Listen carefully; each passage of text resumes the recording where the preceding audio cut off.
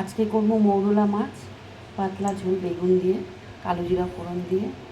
তো চলো রান্নাটা দেখাই। মৌরলা মাছ ভালো করে কেটে ধুয়ে নিয়েছি, নুন হলুদ মাখিয়ে নিয়েছি। এখানে রেখেছি সরু সরু করে বেগুন কেটে। এখানে ধনে, জিরে, শুকনো লঙ্কা, কাঁচা লঙ্কা সব একসাথে বেটে নিয়েছি। আর এখানে কটা কাঁচা লঙ্কা ফেলে দেবো। তেলটা গরম হয়ে গেছে, আমি মাছগুলো হালকা করে ভেজে উঠিয়ে নেব। মাছগুলো ভেজে আমি তুলে নিয়েছি, হালকা করে ভেজেছি। এই তেলে আমি কালো জিরা ফোড়নে দিয়ে দিলাম। কেটে রাখা বেগুনগুলো দিয়ে দিলাম। অল্প নুন দিচ্ছি। বেগুনটা কিছুক্ষণ নাড়াচাড়ার পরে আমি মশলাটা দিয়ে দেবো। বেটে রাখা মশলাটা দিয়ে দিলাম। ধনে, জিরে, শুকনো লঙ্কা, কাঁচা লঙ্কা, হলুদ দিয়ে দিচ্ছি।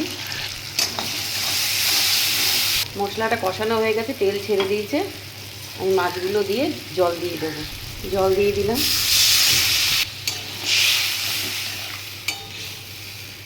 চেরা কাঁচা লঙ্কাগুলো দিয়ে দিচ্ছি। অল্প নুন দিচ্ছি।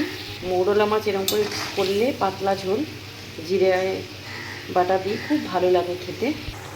মাছ রান্নাটা কিন্তু হয়ে গেছে, এরকম ঝোল ঝোল থাকবে। 10 মিনিট আমি ফুটতে দিয়েছিলাম, আমি নামিয়ে নেব।